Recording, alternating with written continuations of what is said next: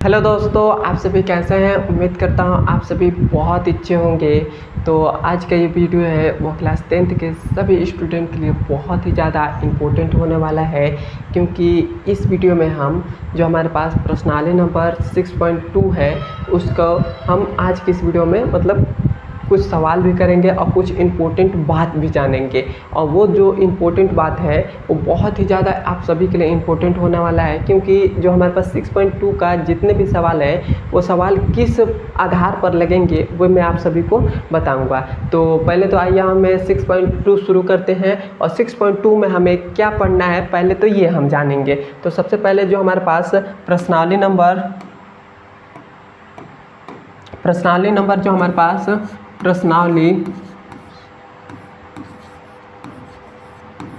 प्रश्नावली जो हमारे पास 6.2 है, इसमें हमें क्या पढ़ना है। तो इसमें पहली चीज़ हमें पढ़ना है क्या, हमें पहली चीज़ पढ़ना है थेल्स प्रमेय।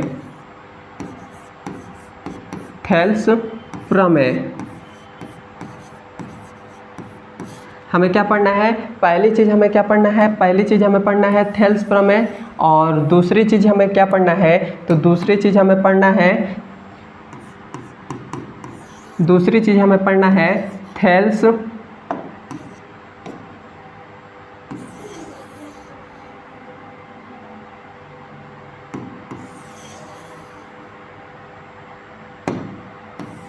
दूसरी चीज़ पढ़ना है हमें थेल्स प्रमेय का विलोम।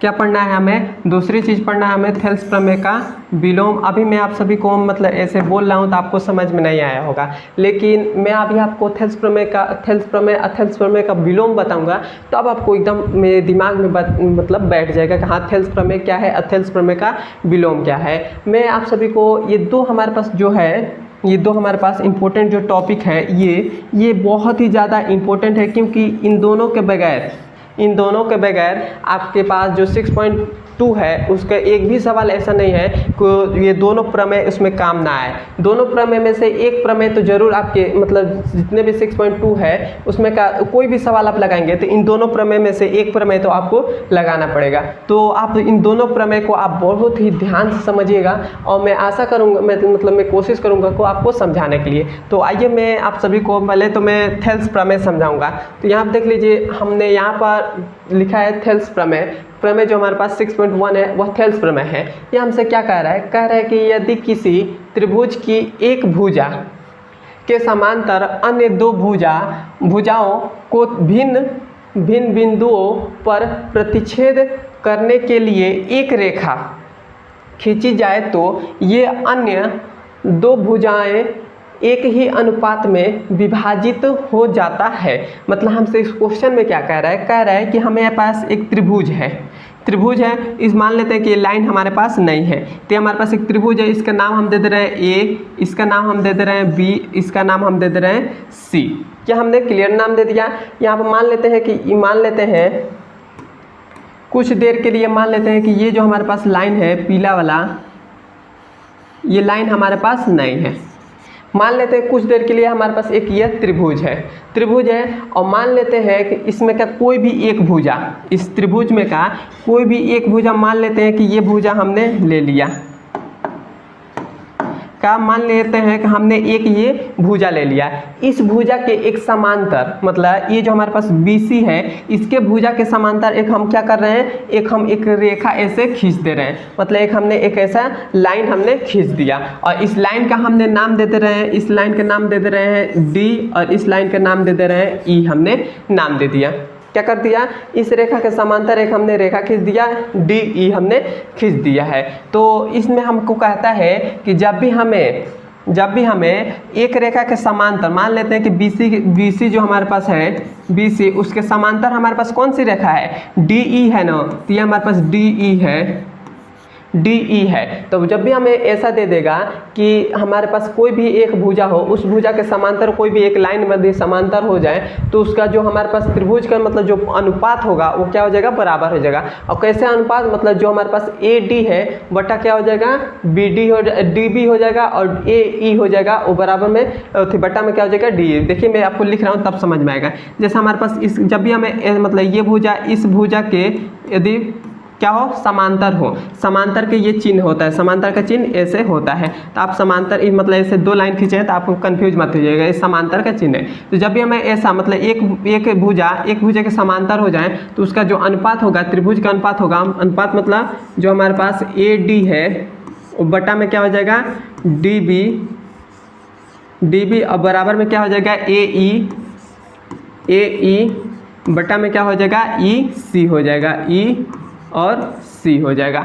यह हमारे पास अनुपात जो होता है ये मतलब बराबर होता है, मतलब इसका अनुपात इस अनुपात के बराबर होगा। अब ये जो हमारे पास कैलकुलेशन मतलब निकल कर जो आया है, यही हमारा क्या होता है, थेल्स प्रमेय होता है। तो यहाँ पे लिख देंगे कि थेल्स प्रमेय। तो ये जो हमारे पास है यही हमारे पास थेल्स प्रमेय है। मैं आपको एक और बार समझा देता हूँ, क्योंकि ये जो थेल्स प्रमेय बहुत ही ज़्यादा इंपॉर्टेंट है।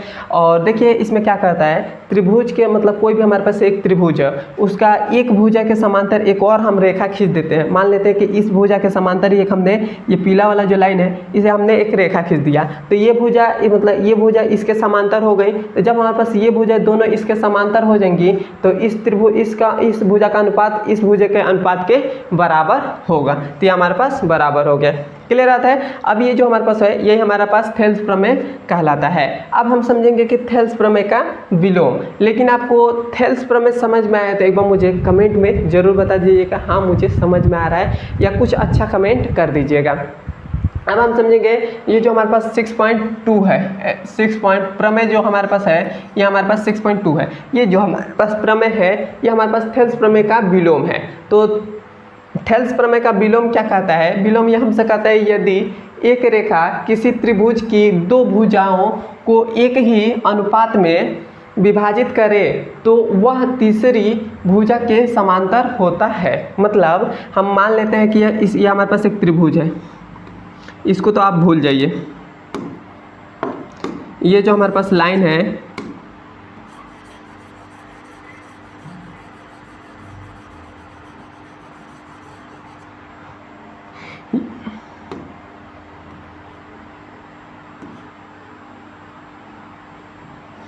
मान लें आप इस एक त्रिभुज को, ये हमारे पास एक त्रिभुज है, इसका नाम हम दे दे रहे हैं,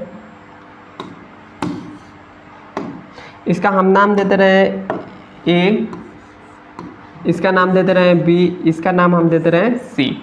ऐसे हमने एक त्रिभुज हमने बना दिया और इसमें हम क्या करेंगे, इसमें भी हम एक भुजा के समांतर कोई एक रेखा हम खींच देंगे। रेखा नहीं खींचेंगे क्या, चाहे एक हम इसे रेखा ही खींच लेते हैं। ऐसा हमने एक रेखा खींच लिया मतलब किसी भुजा के समांतर।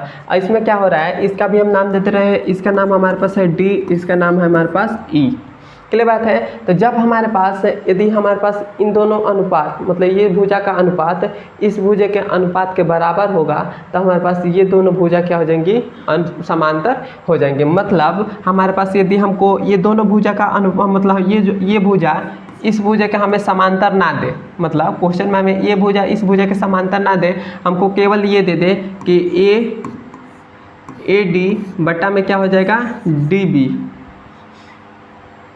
बी लिखिए या ए बी सी लिखिए, उससे कोई मतलब नहीं है। लेकिन आपको अभी समझने में थोड़ी सी प्रॉब्लम हो जाएगी, इसलिए मैं यहाँ पर डी बी लिख दे रहा हूँ। तो डी बी बराबर क्या हो जाएगा, ए ई बटा में क्या हो जाएगा, ई सी।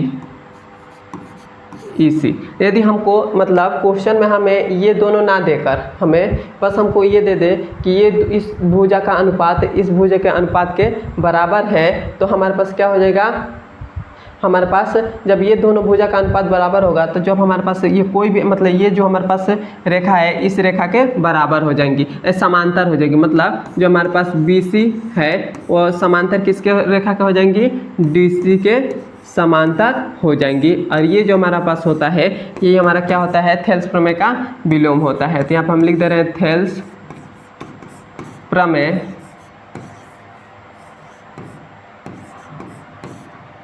का विलोम।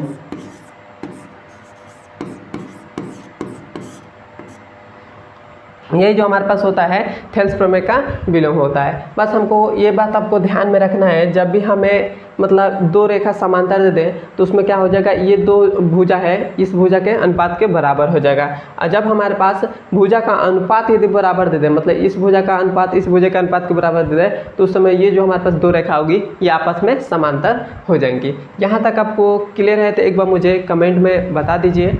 अब हम इसके मतलब सवाल को करेंगे, तो आइए अब हम इसके सवाल को करते हैं।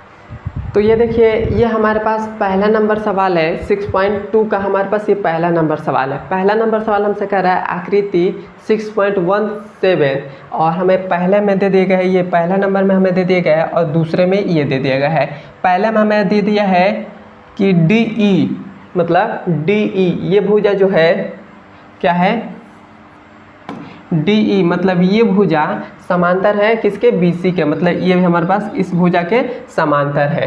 पहले में हमें ये दे दिया गया है और हमें पहले में ज्ञात क्या करना है, हमें EC ज्ञात करना है। मतलब EC मतलब ये जो हमारे पास लाइन बन रहा है, ये लाइन, यही लाइन हमें ज्ञात करना है। इन सब का मतलब हमें इस क्वेश्चन में क्या है, हमें पहले में दे दिए गए, ये जो पहला हमारे पास दिया है ये AD है, इसका मान दे दिया गया है, DB का मान दे दिया गया है, AE का मान दे दिया गया है और EC का मान हमसे पूछ रहा है। और क्वेश्चन में हमें क्या दिया है, ये जो हमारे पास DE समांतर है BC के, तो हम यहाँ पर लिख रहे हैं, यहाँ से हम इसको शुरुआत कर रहे हैं। देखिए हम यहाँ से इसकी शुरुआत कर रहे हैं।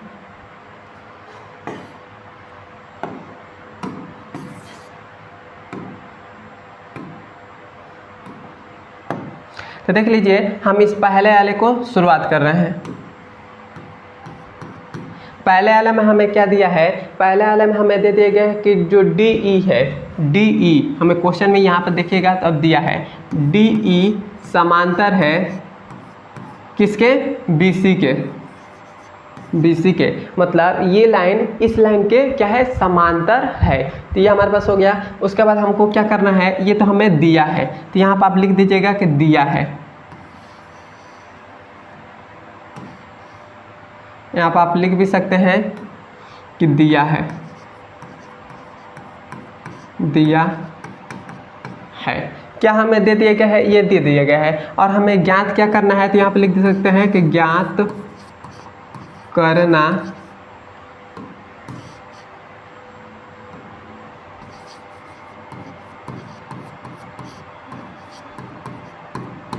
ज्ञात करना है, क्या हमें ज्ञात करना है, E और C का मान हमें ज्ञात करना है, यह हमें ज्ञात करना है। तो ये हमको मालूम है कि जब भी हमें दो भुजा समांतर दे देता है, मतलब दो भुजा समांतर दे देते हैं, तो वहाँ पर हम क्या करते हैं, थेल्स प्रमेय का प्रयोग करते हैं। तो यहाँ पर हम लिखेंगे यहाँ पर कि त्रिभुज AB और C में, ABC में, ABC में, तो ABC में हम देखेंगे तो ABC में हमारे पास क्या है, यहाँ पर हमारे पास हम यहाँ पर ABC में हम थेल्स प्रमेय का प्रयोग करेंगे। तो हमारे पास यहाँ पर लिखेंगे थेल्स प्रमेय से, तो यहाँ पर लिखेंगे थेल्स प्रमेय से। थेल्स प्रमेय से हमारा क्या होता है, थेल्स प्रमेय हमारा होता है AD मतलब हमको जो ये दो भुजा अनुपात बराबर है, मतलब ये दो हमको समांतर थे तो इसका अनुपात भी बराबर होगा। तो अनुपात क्या हो जाएगा, वो हो जाएगा AD बटा में क्या हो जाएगा, DB और बराबर किसके हो जाएगा, AE बराबर किसके हो जाएगा, E और C के। ये हमारे पास बराबर हो जाएगा और ये हमारे पास थेल्स प्रमेय होता है। तो हमारे पास बराबर हो गया। अब हमारे पास देखिए AE, इसमें जब हमारे पास इन सब का मान हमें दे दिया तो इसमें हम मान भी रख देंगे। तो AE का मान हमारे पास, AD का मान हमारे पास कितना दे दिया गया है, AD हमारे पास है, AD का मान कितना है 1.5 है, तो 1.5 सेमी। उसके बाद DB का मान कितना दे दिया गया है, 3 है, तो 3 हो गया इक्वल टू। उसके बाद है AE का मान हमारे पास कितना दे दिया गया, 1 है, तो 1 हो गया। DEC का मान हमें ज्ञात करने के लिए कह रहा है, तो ज्ञात कर ऐसे ही हम रहने देंगे। अब हम क्या करेंगे, इसका हम क्रॉस गुणा कर देंगे, मतलब इसका ऊपर और इसका इसमें, मतलब इससे हमारे पास डी सी है, इसका हम 1.5 में कर देंगे, तो हमारे पास 1.5 और इसका गुणा कर देंगे डी सी में, बराबर क्या इसका उसमें कर देंगे 3 का 1 में गुणा करेंगे तो 3 हो जाएगा। क्लियर है। अब देखिए ये जो हमारे पास गुणा में है क्या है, ये जो हमारे पास 3 जो है, ये जो हमारे पास 1.5 जो है ये हमारे पास गुणा में इक्वल टू के इधर आएगा तो क्या जगह भाग में हो जाएगा, तो इधर हमारे पास क्या बच रहा है, ई सी बराबर में क्या बच हो जाएगा 3 बटा में 1.5 हो जाएगा, यह हमारे पास हो जाएगा। अब देखिए इसी का मान हमारे पास निकल जाएगा। अब यहाँ से आप क्या करिए, इस दशमलव को हटाकर थोड़ा सा सॉल्व कर लीजिए, तो दशमलव को नीचे से हम हटाएंगे, हम क्या करेंगे 10 से ऊपर भी गुणा करना पड़ेगा और 10 से नीचे भी गुणा करना पड़ेगा, मतलब एक दशमलव को हम यहाँ पर रख रहे हैं, दशमलव को हम यहाँ पर रख रहे हैं, तो हम 10 से गुणा करेंगे ऊपर भी 10 से नीचे भी, तब देखिए हमारे पास क्या आता है,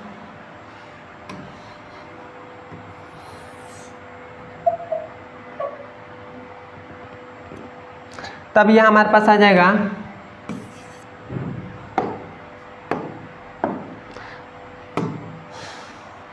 तो हमारे पास ये आ जाएगा, तो हम 10 से इसमें गुणा करेंगे तो ये हमारे पास ई सी इक्वल टू में 10 से ऊपर गुणा करेंगे तो ये हमारे पास हो जाएगा 30 और बट्टा में 1.5 का 10 में गुणा करेंगे तो ये हमारे पास 15 हो जाएगा। तो हमारे पास ई सी का मान कितना आ गया, हमारे पास 15 के ना 15 दूना 30, तो ये हमारे पास 2 आ गया। तो हमारे पास क्या आ गया, हमारे पास ई सी का मान कितना आ गया है,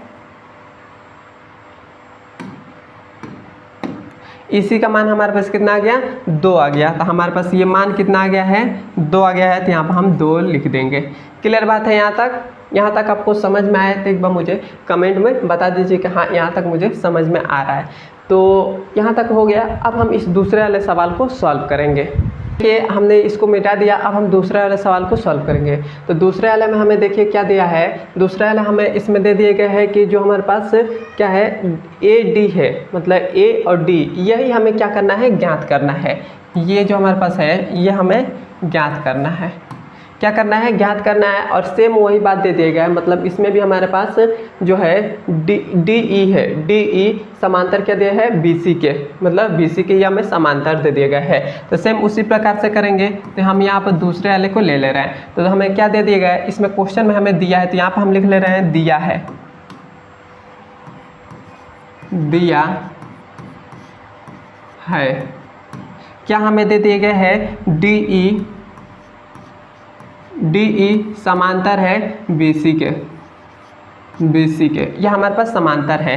और हमें ज्ञात क्या करना है, तो यहाँ पे लिख दे रहे हैं ज्ञात करना है, क्या हमें ज्ञात करना है ए डी का मान ज्ञात करना है, ए और डी का मान,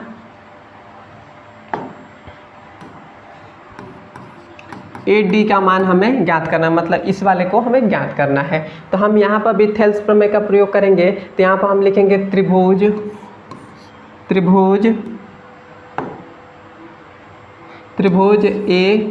ए बी सी में थेल्स प्रमेय से, थेल्स प्रमेय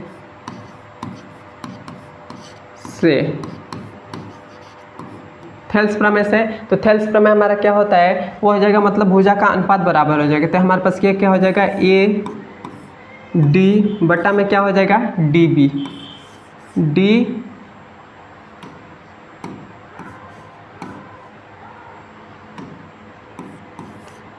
और बराबर क्या हो जाएगा ए ई बटा में क्या हो जाएगा ई सी, तो ई और सी हो जाएगा। क्लियर है यहाँ तक। ए डी का मान नहीं मालूम है तो ये एज इट इज रहेगा ए और डी बटा डी बी का मान हमें मालूम है क्या है, डी बी का मान हमारे पास 7.2 सेमी है, तो 7.2 सेमी। ए ई का मान कितना है 1.8 सेमी, तो 1.8 सेमी हो गया। ए ई का मान हमारे पास कितना है, ए ई सी का मान कितना है 5.4 है, तो 5.4 हो गया। इसका भी हम क्रॉस गुणा कर देंगे, तो इसका इसमें करेंगे तो हमारे पास हो जाएगा 5.4, इसका गुणा करेंगे तो हमारे पास हो जाएगा ए डी। इक्वल टू में इसका इसमें गुणा करेंगे तो ये हमारे पास क्या है 1.8 है, और गुणा हमें क्या करना है 7.2 से, यह हमें गुणा करना है।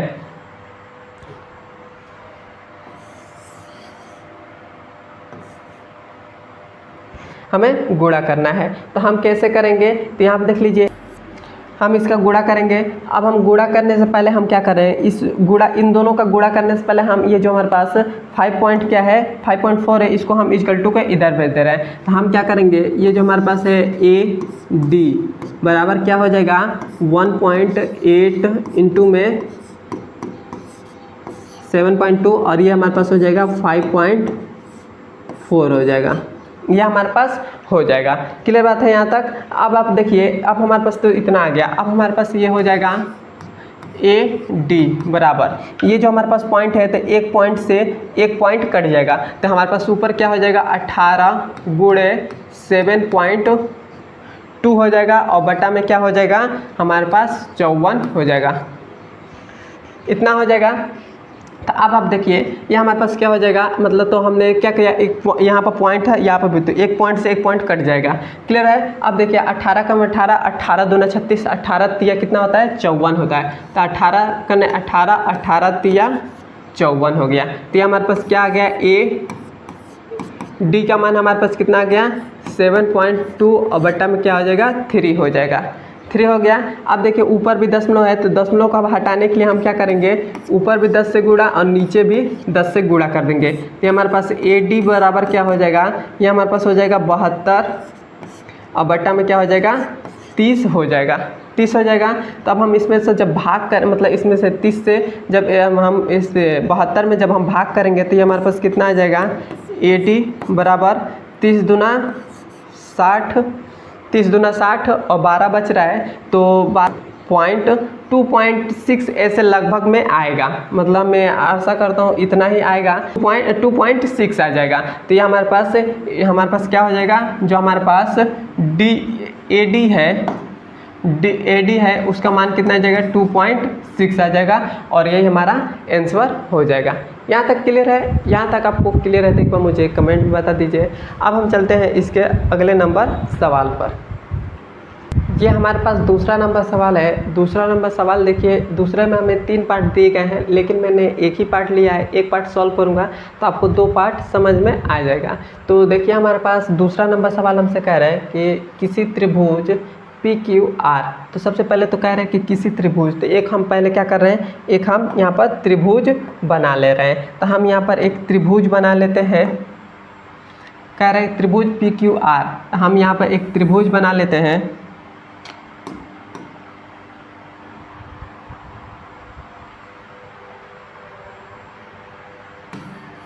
हम क्या कर रहे हैं, एक हम यहाँ पर त्रिभुज बना ले रहे हैं। हमने एक यहाँ पर एक त्रिभुज ये बना लिया, हमने यहाँ पर एक त्रिभुज बना लिया। उसके बाद हमसे कह रहा है कि इसका नाम भी हम दे दे रहे हैं पी क्यू आर एस, मतलब इसका नाम हमारे पास है, ये जो हमारे पास है पी है,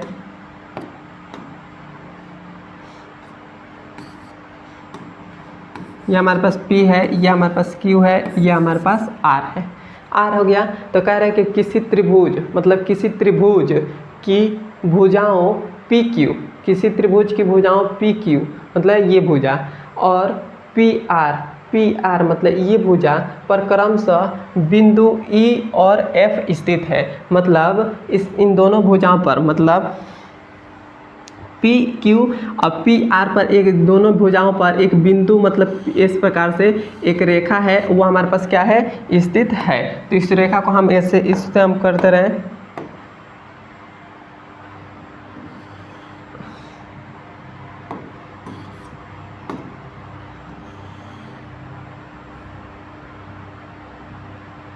हमने एक रेखा ऐसे खींच दिया, और इसका नाम हमारे पास क्या है ई एफ है, मतलब इस पर ई और एफ स्थित है। उसके बाद हमसे कह रहा है कि निम्नलिखित में से प्रत्येक स्थिति के लिए बताइए कि क्या ई एफ समांतर है क्यू आर के, यह हमें बताना है। तो हमें क्वेश्चन में क्या दिया है, हमें क्वेश्चन में हमें दे दिया गया है हमारे पास ये जो पहला है उसमें दे दी गया पीई हमारे पास क्या है पीई का मान हमारे पास कितना दे दिया गया है 3.9 सेमी। और ई क्यू का मान हमारे पास क्या दिया है 3 सेमी। उसके बाद पी एफ का मान कितना है 3.6 सेमी। और एफ आर का मान हमारे पास कितना दे दिया गया है एफ आर का मान 2.4 सेमी हमारे पास ये दे दिया गया है।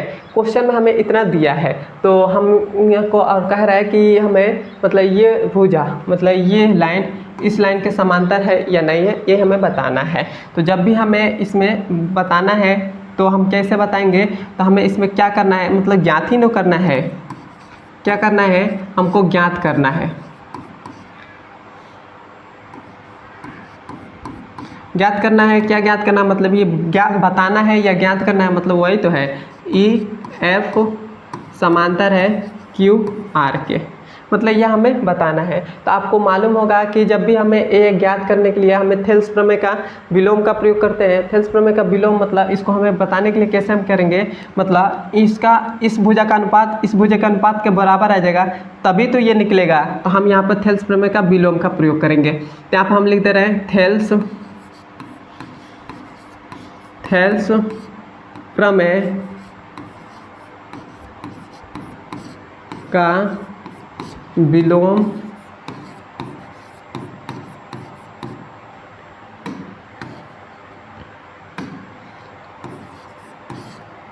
से थेल्स प्रमेय का विलोम से। तो थेल्स प्रमेय का विलोम क्या होता है, वो होता है पी ऐसे है ना, हमारा थेल्स प्रमेय का विलोम क्या हो जाएगा, वो हो जाएगा पी ई बटा में क्या हो जाएगा ई क्यू। अब बराबर में क्या होता है, बराबर में हमारे पास होता है पी एफ और एफ आर, यही हमारे पास होता है। तो हम कैसे ज्ञात करेंगे, मतलब हमसे इस क्वेश्चन में कह रहा है कि यह हमें ज्ञात करना है। तो जब हमारे पास ये भुजा इस भुजा का बराबर होगा तभी तो ये भुजा इस भुजा के अनुपात के बराबर होगा तभी तो होगा। तो हम पहले क्या करेंगे, इस लाइन को हम पूरे को मतलब इसका मान हमें मालूम है इसका मान है तो इन दोनों को जोड़ लेते हैं, इन दोनों को जोड़ लेते हैं और देखते हैं बराबर आता है कि नहीं आता है। यदि बराबर आ जाएगा तो मतलब ये दोनों हमारे पास समांतर होंगी, नहीं तो नहीं होंगी। तो इसको हम यहाँ पर ले लेते हैं, मतलब पहले तो हम ये निकालेंगे, दूसरे नंबर पर ये निकालेंगे। तो इसको हम यहाँ पर ले रहे हैं, इसको हम यहाँ पर नीचे ले रहे हैं। तो पहले तो हम ये निकालेंगे, तो ये हमारे पास पी ई हमारे पास कितना है तो 3.9 है, तो 3.9 और नीचे हमारे पास ई क्यू क्या है, ई क्यू हमारे पास 3 है। तो हम क्या करेंगे, दशमलव हटाने के लिए 10 से ऊपर भी गुणा करेंगे, 10 से नीचे भी गुणा करेंगे। तो हमारे पास ऊपर क्या हो जाएगा, ये हमारे पास ऊपर 39 हो जाएगा और नीचे हमारे पास क्या हो जाएगा 30 हो जाएगा। क्लियर बात है, तो 30 हो जाएगा। तो इसको हम काटेंगे तो हमारे पास कितना बार में कटेगा, तो ये हमारे पास हो जाएगा 3 दहा में 30 और 3 एकने 3 और 3 तिरिका 9, मतलब हमारे पास आ जाएगा 13/10 आ जाएगा, 13/10 आ जाएगा, 13/10 आ जाएगा। इतना हो गया। यदि हम इसको भाग भी देते हैं तो भाग देंगे तो 10 से 13 में भाग देंगे तो ये हमारे पास आ जाएगा 3 एकने 10 एकने 10 और कितना बचेगा 10 तिया 30 बचेगा, मतलब 1.3 आ जाएगा। तो हमारे पास इस मतलब इस पूरे का अनुपात हमारे पास कितना आ गया है 1.3 आ गया है। अब हम इसका अनुपात निकाल लेते हैं। तो पी एफ हमारे पास कितना दे दिया गया है, पी एफ हमारे पास 3.6 दे दिया गया है और एफ आर हमारे पास कितना दे दिया गया है 2.4 दे दिया गया है। तो इसमें से ये हमारे पास ऊपर भी दशमलव है नीचे भी दशमलव है, तो दशमलव से दशमलव कट जाएगा तो ये हमारे पास क्या हो जाएगा 36 बटा में क्या हो जाएगा 24 हो जाएगा, 24 हो जाएगा। और 12 का नंबर 12 दूना 24 और 12 दूना 24 और 12 तिया 36, तो ये हमारे पास हो जाएगा 3/2 हो जाएगा। इसमें अभी हम भाग दे दें तो 2 एकने 2 1 बच रहा है, 2 दशमलव लगा देंगे और 0 बढ़ा देंगे तो 2 एकने 2 पच्चे 10 हो जाएगा, तो मतलब 1.5 आ जा रहा है। तो हमारे पास क्या ये दोनों भुजा मतलब ये भुजा हमको बराबर आ रहा है, मतलब पी ई है जो हमारे पास पी ई है बटा ई क्यू है, ई क्यू ये बराबर आ रहा है पी एफ बटा में एफ आर के, क्या ये दोनों बराबर आ रहे हैं, मतलब इसका मान दोनों का मान बराबर आ रहा है। तो देख लीजिए पी ई बटा ई क्यू का मान हमारे पास 1.3 आ रहा है और पी एफ आर का मान हमारे पास 1.5 आ रहा है। तो दोनों का मान अलग अलग आ रहा है, तो ये हमारे पास बराबर नहीं है। तो अतः हम यह कह सकते हैं कि ये जो हमारे पास समांतर दिया है डी एफ और बटा समांतर है क्यू आर के, तो ये दोनों भुजा मतलब ये जो हमारे पास रेखा है यह बराबर नहीं है। तो हम यहाँ पर लिख देंगे कि यहाँ पर लिख देंगे अतः जो हमारे पास ई एफ समांतर क्यू आर के नहीं है।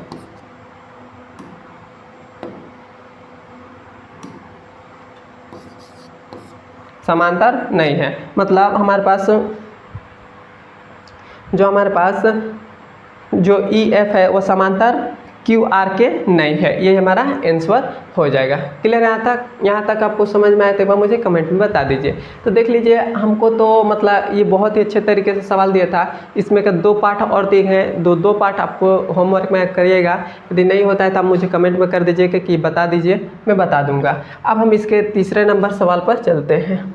ये हमारे पास तीसरा नंबर सवाल है। तीसरा नंबर सवाल हमसे कह रहा है आकृति 6.18 में यदि एल एम समांतर है सी बी के, एल एम समांतर है सी बी के, मतलब ये भुजा इस भुजा के समांतर है और एल एन समांतर है किसके, डी सी के, डी और सी के, मतलब इस भुजा के समांतर है हो, तो दर्शाइए कि ए एम बटा ए बी, मतलब ए एम बटा ए बी, और हमें क्या बराबर दर्शाना है, क्या है कि ए एन बटा में ए डी, यही हमें दर्शाना है। तो सबसे पहले तो हम इसको कैसे याद करेंगे, तो यहाँ पर आपको थोड़ा सा मतलब इसमें जो क्वेश्चन में दिया है उसको हम पहले लिख लेते हैं। तो हमें क्या दिया है, तो यहाँ पर हम लिखेंगे कि दिया है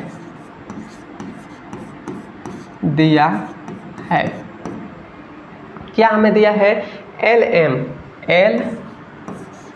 एम समांतर है किसके, सी बी के समांतर है। क्लियर है तक? और ये मान लेते हैं कि ये पहली बात हो गया। दूसरी बात हमारे पास क्या दिया है, दूसरा हमें दे दिया गया है एल एन समांतर है किसके, सी डी के। ये हमारे पास दिया है क्वेश्चन में, और हमें ज्ञात क्या करना है, मतलब सिद्ध हमें क्या करना है, तो हमारे पास यहाँ पर लिख दे रहे हैं सिद्ध करना है, सिद्ध करना है। क्या हमें सिद्ध करना है, हमें सिद्ध करना है कि ए एम बटा में ए बी बराबर है ए एन बटा में एन डी, ये हमें सिद्ध करना है क्वेश्चन में। तो हम इसको कैसे सिद्ध करेंगे, तो मैं आप सभी को अभी मैं बताऊंगा कैसे सिद्ध करना है।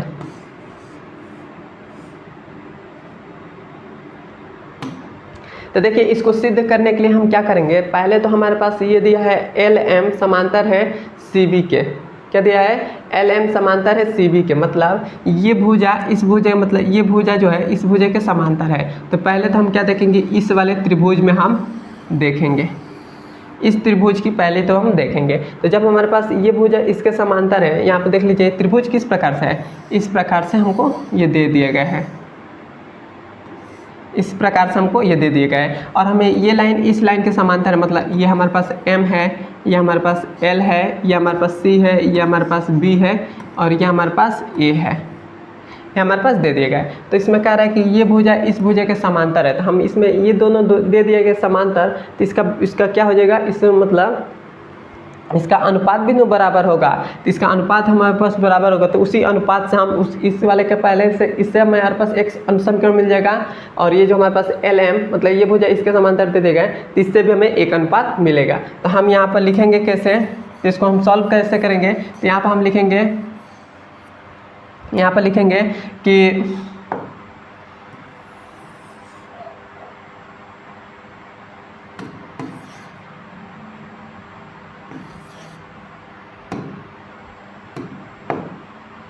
तो हम इसको कैसे करेंगे, तो यहाँ पर हम पहले तो ये लेंगे, क्या हम लेंगे, एल एम समांतर है सी बी के। जब हमारे पास एल एम समांतर होता है सी बी के, मतलब कोई भी भुजा दो भुजा मतलब एक भुजा के समांतर होती है, तो उस समय हम क्या लगाते हैं, थेल्स प्रमेय लगाते हैं। तो आप लिख देंगे थेल्स प्रमेय से, थेल्स प्रमेय से, थेल्स प्रमेय से। तो थेल्स प्रमेय हमारा क्या होता है, थेल्स प्रमेय यदि हमको ये भुजा इसके समांतर है तो इसका अनुपात भी बराबर हो जाएगा। तो अनुपात क्या हो जाएगा, ए एम बटा में क्या हो जाएगा, एम बी बराबर क्या हो जाएगा, ए एल बटा में क्या हो जाएगा, एल सी हो जाएगा। अब ये जो हमारे पास मिला, ये हमारे पास क्या हो जाएगा, समीकरण नंबर 1 हो जाएगा। क्लियर आया तक। तब हमने तो इस रेखा से मतलब ये दोनों हमारा समांतर दिया था, तो हमको एक समीकरण मिला। अब हमारे पास ये दिया है तो इससे भी हम एक समीकरण निकलेगा। तो हमारे पास यहाँ पर क्या हो जाएगा, हमारे पास दिया है एल एन समांतर है किसके, सी डी के, ये हमारे पास समांतर दे देगा। तो यहाँ पर भी हम थेल्स प्रमेय का प्रयोग करेंगे। तो थेल्स प्रमेय का प्रयोग करेंगे तो हमारे पास क्या हो जाएगा,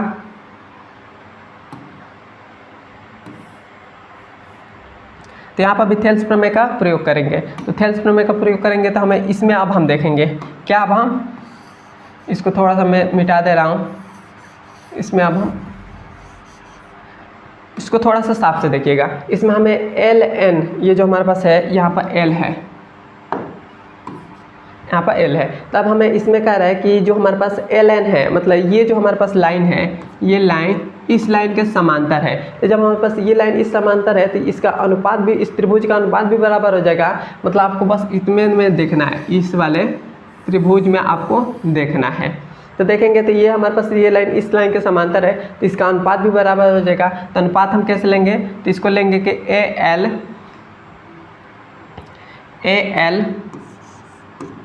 एल बटा में क्या हो जाएगा, एल सी बराबर क्या हो जाएगा, ए एन बटा में एन डी हो जाएगा, एन डी। ये हमारे पास हो गया और ये हमारे पास हो जाएगा समीकरण नंबर 2 हो जाएगा। क्लियर है तक। अब देखिए और हमें सिद्ध क्या करना है, यहाँ पर देखेंगे तो सिद्ध हमें क्या करना है, हमें करना है ए एम बटा में ए बी करना है। मतलब ए एम हमको ऊपर मिल गया है और उसके बाद हमको क्या लाना है, नीचे हमें लाना है ए और बी लाना है, मतलब ए बी लाना है। और हमको इसमें तो इसमें का हमारे पास पहले वाला ऊपर वाला तो मिल गया है, नीचे वाला नहीं मिल रहा है। उसके बाद हमारे पास दूसरे में क्या लाना है, दूसरे में ए एन देखिए समीकरण नंबर 2 में मिल रहा है, ए एन ऊपर वाला मिल जाए लेकिन नीचे वाला ए डी नहीं मिल रहा है। तो हम कैसे सॉल्व करेंगे, तो हम क्या करेंगे, यहाँ पर थोड़ा सा देखेंगे तो ये दोनों हमारे पास सेम दिखाई दे रहा है, तो समीकरण 1 से समीकरण नंबर 2 में मान रख देंगे। तो यहाँ पर हम लिखेंगे समीकरण 1 से समीकरण 1 से 2 में मान रखने पर, समीकरण 1 से 2 में मान रखेंगे तब हमारा क्या हो जाएगा, तो यहाँ पर समीकरण 1 से 2 में रखेंगे तो समीकरण नंबर 2 हमारे पास क्या है, तो ए एल बटा एल सी, इसका मान की जगह पर क्या रखेंगे, ए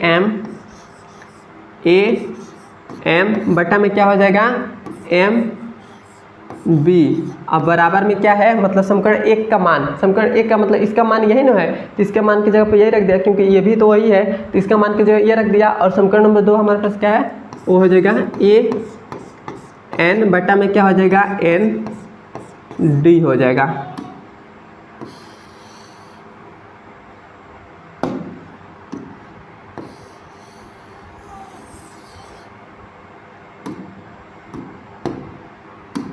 क्लियर यहाँ तक? इतना हो गया। अब देखिए अब हमें क्या करना है, ऊपर वाला तो हमको मिल गया है AM और AN हमको मिल गया है, लेकिन नीचे वाला नहीं मिल रहा है। तो हम क्या करेंगे, ऊपर वाले को बचाना है। तो हम क्या करेंगे, इसका हम व्युत्क्रम कर देंगे। व्युत्क्रम का मतलब इसको हम उल्टा कर देंगे। तो उल्टा करेंगे तब ये हमारे पास क्या आ जाएगा, इसको हम थोड़ा सा और साइड में ले लेते हैं।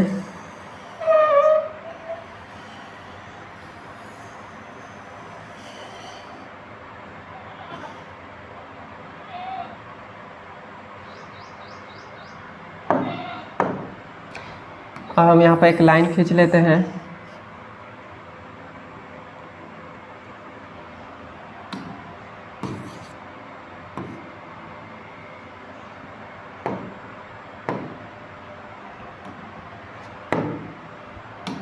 क्लियर हो गया यहाँ तक? अब हम क्या करेंगे, हमें ऊपर वाला मिल गया, नीचे वाला नहीं मिला है, लेकिन हमें ऊपर वाले को बचाना है। तो हम क्या करेंगे, हम इसका पहले व्युत्क्रम कर देंगे। तो व्युत्क्रम करेंगे तो हमारे पास क्या हो जाएगा, यहाँ पर लिख दे रहे हैं कि इसका व्युत्क्रम करने पर, यहीं पे लिख दे रहे हैं व्युत्क्रम करने पर। व्युत्क्रम करेंगे तो हमारे पास क्या आ जाएगा, इसका व्युत्क्रम करेंगे मतलब उसका उलाटेंगे तो ये हमारे पास हो जाएगा MB और बट्टा में क्या हो जाएगा, AM हो जाएगा, A और M हो जाएगा। और बराबर में क्या हो जाएगा, ND और बट्टा में क्या हो जाएगा, AN हो जाएगा। यह हमारे पास हो जाएगा। तो इसका हमने व्युत्क्रम कर दिया।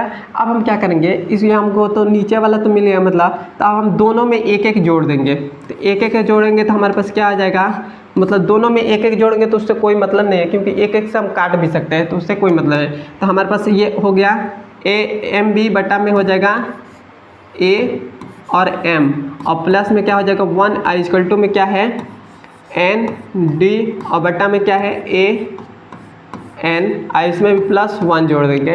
+1 से 1 काटेंगे तो खत्म हो जाएगा, मतलब वही बात है। अब हमने तो 1 जोड़ दिया। अब हम क्या करेंगे, दोनों का LCM हम ले लेंगे। तो LCM लेंगे तो हमारे पास क्या आ जाएगा, तो इसका LCM हम लेंगे तो हमारे पास AM आ जाएगा, AM आ जाएगा।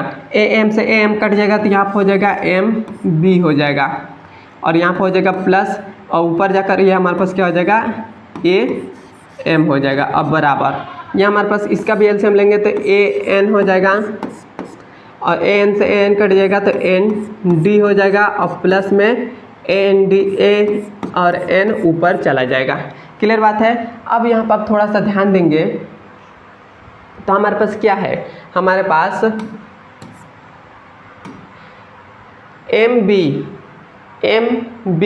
और प्लस में क्या है AM, मतलब MB और प्लस में क्या है AM है, मतलब यह हमारे पास दोनों प्लस में है। तो इसके जगह पर मतलब हमको MB और AM हमारे दिया है तो इसके पूरे के प्लस में है, तो इसको हम सीधे डायरेक्ट A और B लिख सकते हैं, बिल्कुल हम लिख सकते हैं। उसी प्रकार से हमको दिया है ND प्लस में AN, मतलब ND प्लस में AN दिया है।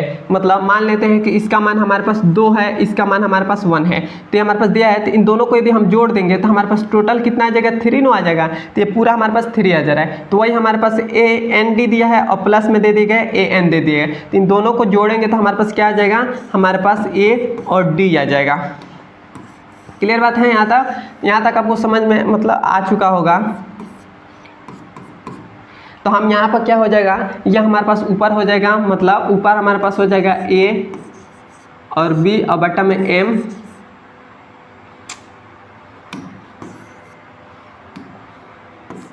A और M हो जाएगा और बराबर में क्या हो जाएगा, ऊपर भी हमारे पास हो जाएगा AD और बटा में AN हो जाएगा। यह हमारे पास हो जाएगा। अब देखिए, अब हमें ये मिल गया है। मिला है कैसे, देखिए हमको मतलब थोड़ा सा इसमें क्या करना है, एक बात और करना है।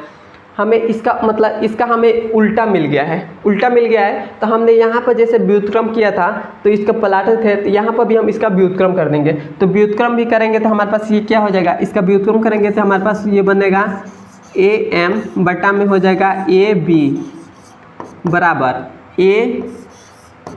AN और बटा में क्या हो जाएगा A और D हो जाएगा। ये हमारे पास हो जाएगा और यही हमारा सिद्ध हो गया।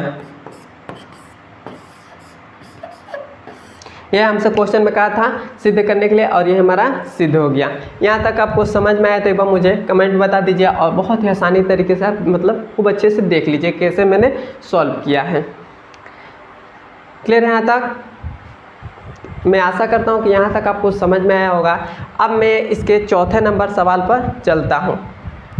तो ये हमारे पास चौथा नंबर सवाल है। चौथा नंबर हमारा सवाल कह रहा है आकृति 6.19 में DE समांतर है AC के। DE मतलब ये लाइन समांतर है किसके? AC के। AC मतलब इसके समांतर है। और हमसे कह रहा है और DF मतलब ये लाइन समांतर है AE के।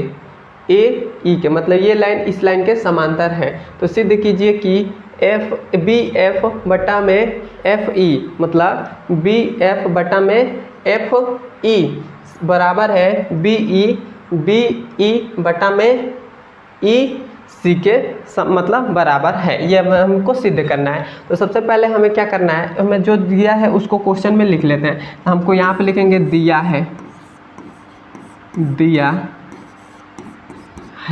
क्या हमें दिया है, तो हमें दे दिए गए हैं DE समांतर है AC के, और हमें क्या दिया है, और हमें दे दिए गए हैं DF समांतर है किसके?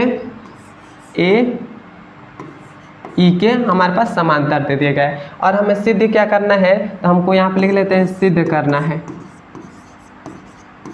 सिद्ध करना है। सिद्ध क्या करना है, हमें सिद्ध करना है BF बटा में FE बराबर में BE बटा में EC ये हमें सिद्ध करना है। तो सिद्ध हम कैसे करेंगे, तो सेम जिस प्रकार हमने तीसरे वाले सवाल को किया था उसी प्रकार इसको भी करेंगे। तो पहले तो हम क्या करेंगे, इस वाले को लेंगे।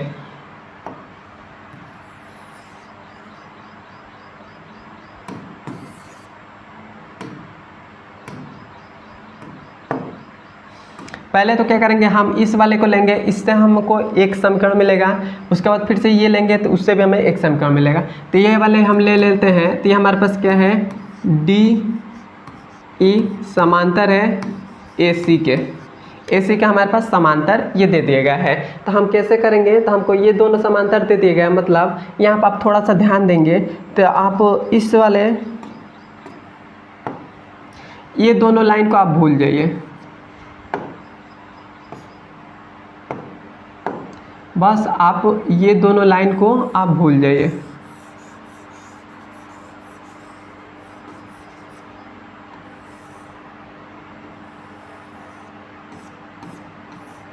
कुछ देर के लिए ये दोनों लाइन को आप भूल जाइए, ये दोनों लाइन को आप भूल जाइए। अब देखिए, अब हमें इसमें क्या दिया है, DE समांतर है किसके? AC के, मतलब ये दोनों लाइन हमको समांतर दे देगा। तो इसका अनुपात भी क्या हो जाएगा, बराबर, मतलब इसका अनुपात इस अनुपात के बराबर होगा। तो वही हम यहाँ पे लिखेंगे, यहाँ पे लिख देंगे कि त्रिभुज, या ऐसे भी लिख सकते हैं कि थेल्स प्रमेय के प्रयोग से, थेल्स प्रमेय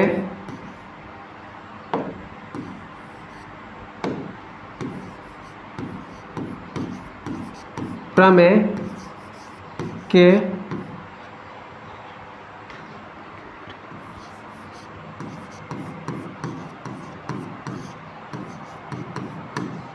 से, थेल्स प्रमेय के प्रयोग से। तो थेल्स प्रमेय हमारा क्या हो जाएगा, थेल्स प्रमेय के प्रयोग से हम करेंगे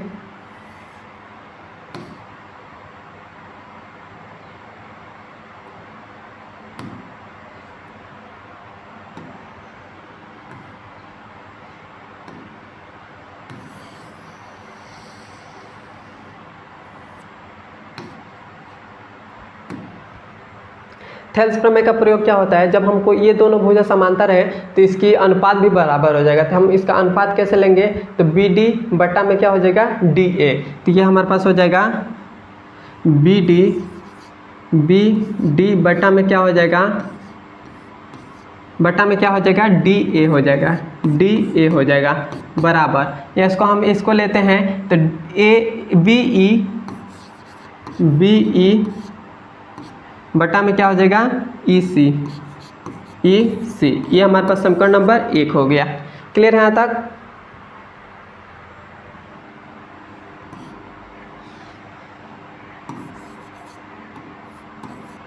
क्लियर यहाँ तक? तो हमको इस वाले से समीकरण 1 मिल गया। अब हम इस वाले को लेंगे, तो इस वाले को लेंगे तो हमारे पास क्या हो जाएगा, यह हमारे पास है डी एफ बराबर समांतर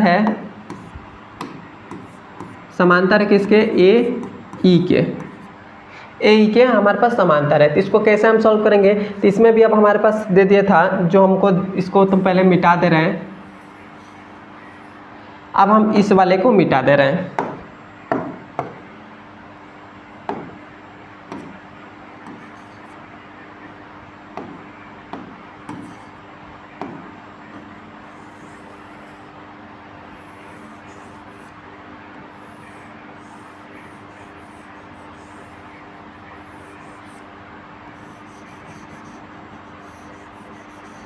अब देखिए, अब हमारे पास क्या दिया है, हमें दिया है डी एफ समांतर है किसके, ए ई के, मतलब ये दोनों लाइन, ये लाइन इस लाइन के समांतर हमें दे दिए गए हैं। तो हमारे पास यहाँ पर भी थेल्स प्रमेय लगेगा, तो हमारे पास यहाँ पर भी लिख देंगे थेल्स प्रमेय के प्रयोग से। यहाँ पर लिखेंगे क्या,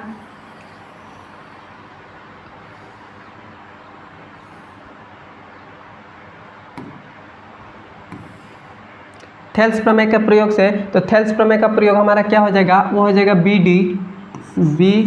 डी बटा में क्या हो जाएगा, डी ए और बराबर में क्या हो जाएगा, बी एफ बटा में हो जाएगा एफ ई हो जाएगा। ये हमारे पास हो जाएगा, और ये हमारे पास हो जाएगा समीकरण नंबर 2 हो जाएगा। क्लियर यहाँ तक?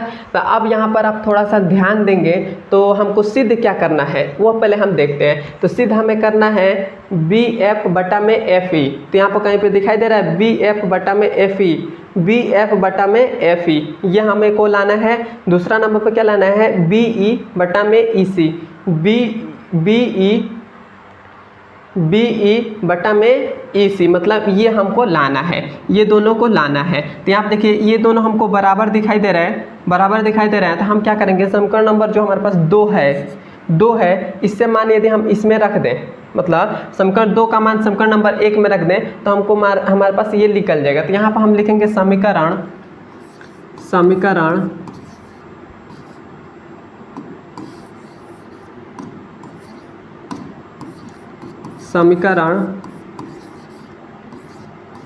2 का मान समीकरण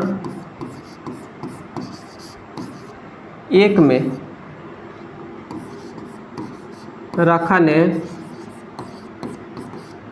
पर, समीकरण नंबर 2 का मान समीकरण 1 में रखेंगे क्योंकि ये दोनों हमारे पास बराबर है। तो इसका मान हमारे पास यही ना है, इसका मान यदि हम यहाँ पर रख दें तो हमारे पास वो आ जाएगा। तो रखेंगे तब देखिए क्या आता है,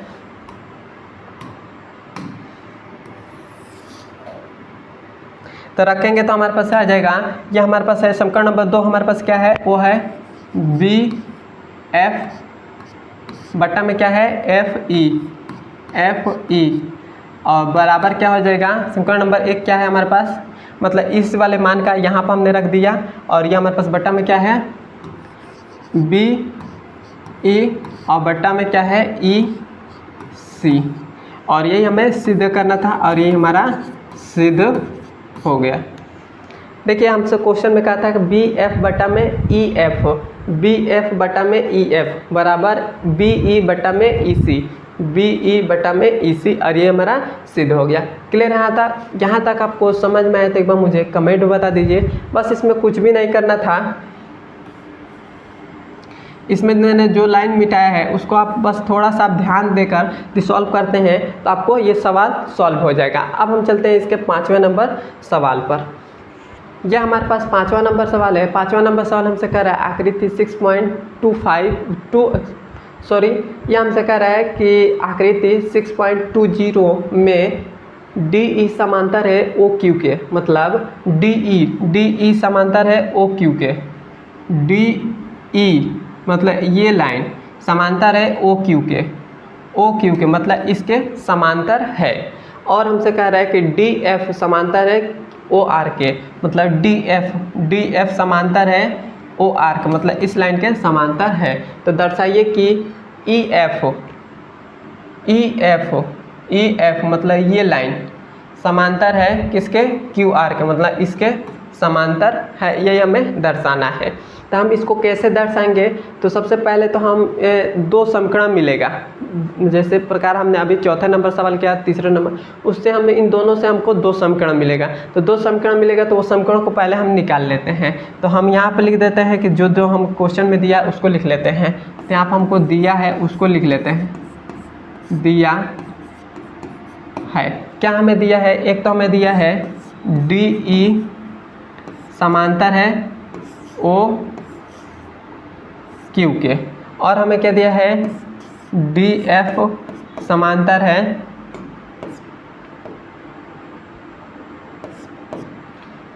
है ओ आर के। यह हमारे पास समांतर है, 80 दर्शाना क्या है,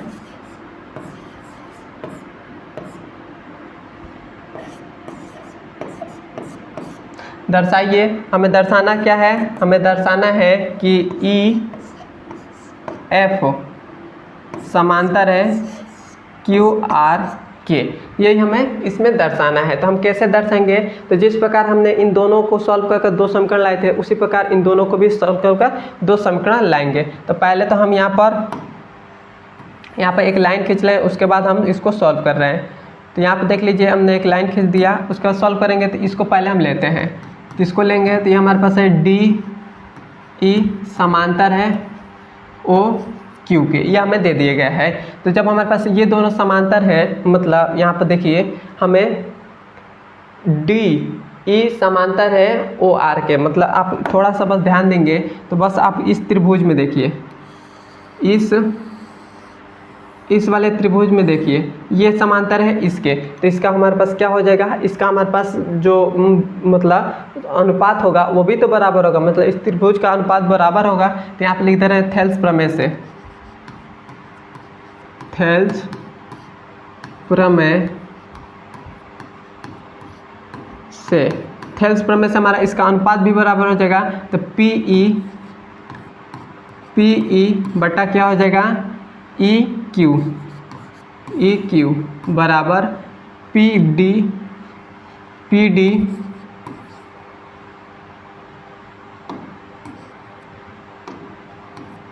डी बटा में क्या हो जाएगा, डी ओ हो जाएगा। ये हमारे पास समीकरण नंबर 1 हो जाएगा। अब हम जिस प्रकार इसको मतलब इस वाले को सॉल्व करके समीकरण 1 लाए, उसी प्रकार इसको भी सॉल्व करके समीकरण 2 लाएंगे। तो हमारे पास इसको भी सॉल्व कर रहे हैं, तो हमारे पास क्या है, डी एफ समांतर है ओ आर के, समांतर है। तो हम इसको भी थेल्स प्रमेय का प्रयोग करेंगे। तो यहाँ पर हम लिख दे रहे हैं थेल्स प्रमेय के प्रयोग से,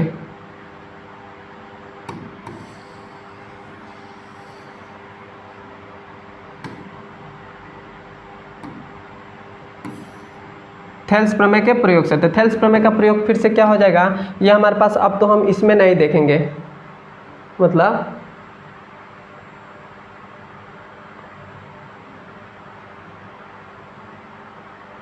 अब हमको देखना है, किस में देखना है, अब हमको देखना है डी एफ, मतलब इसमें और इसमें, मतलब इस वाले हमको त्रिभुज में देखना है, इस वाले त्रिभुज में देखना है। तो हमको ये भुजा इसके भुजा के समांतर है, तो इसका अनुपात भी बराबर हो जाएगा। तो इसका अनुपात कैसे हम निकालेंगे, तो यहाँ हमारे पास हो जाएगा पी एफ बटा में एफ आर बराबर क्या हो जाएगा, पी डी बटा में क्या हो जाएगा, डी ओ हो जाएगा, और ये हो जाएगा समीकरण नंबर 2। क्लियर बात है यहाँ तक। अब देखिए, अब हमारे पास ये दोनों तो हमको समांतर दिखाई दे रहे हैं, मतलब क्या हो रहा है, ये मतलब ये दोनों हमको समान दिखाई दे रहे हैं। तो यदि हम समीकरण नंबर 1 का मान क्या करें, समीकरण नंबर हम समीकरण नंबर 2 का मान एक में रख दें तो हमारे पास क्या निकलेगा, हमको निकलेगा पी ई बटा में क्यू ई क्यू और निकलेगा पी एफ बटा में एफ आर निकलेगा। तो हम यहाँ पे लिख रहे हैं समीकरण 2 का मान समीकरण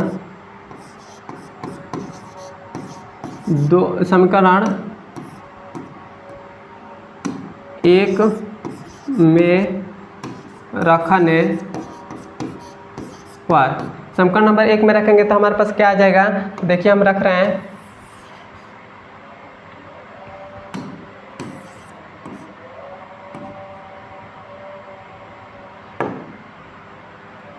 तो हमारे पास निकलेगा पी ई बटा में ई क्यू बराबर पी एफ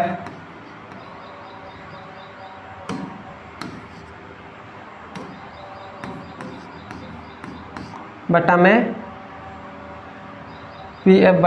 एफ आर, यह हमारे पास निकलेगा। तो अब यहाँ पर थोड़ा सा आप ध्यान देंगे तो हमारे पास क्या आ रहा है, हमारे पास यहाँ पर आ रहा है पी ई बटा में ई क्यू, पी ई बटा में ई क्यू, मतलब ये दोनों भुजा समान है।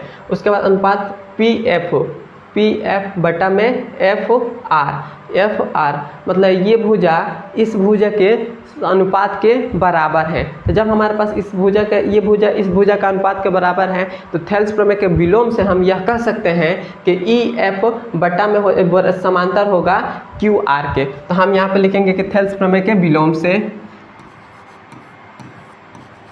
थेल्स प्रमेय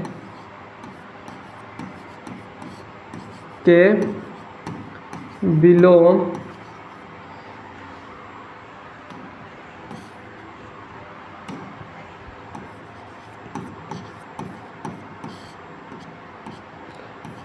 से, थेल्स प्रमेय के विलोम से हमारा क्या हो जाएगा, ई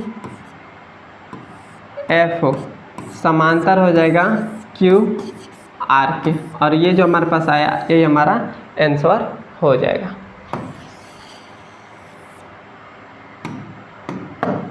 क्लियर यहाँ तक आपको समझ में आया तो एक बार मुझे कमेंट में बता दीजिए। मैंने आपको पहले ही बताया था कि थेल्स प्रमेय का विलोम क्या होता है, जब हमारे पास ये भुजा इस भुजा के अनुपात के बराबर होगा तो इसका हमारे पास क्या हो जाएगा, ये लाइन इस लाइन के समांतर हो जाएगी। यहाँ तक क्लियर है? यहाँ तक आपको क्लियर है तो एक बार मुझे कमेंट बता दीजिए, और मेरे चैनल पर नए हैं तो सब्सक्राइब कर दीजिएगा, और एक बार मुझे कमेंट में ज़रूर बताइए कि वीडियो आपको कैसा लगा है। अब हम मिलते हैं इसके अगले नंबर वीडियो में। धन्यवाद।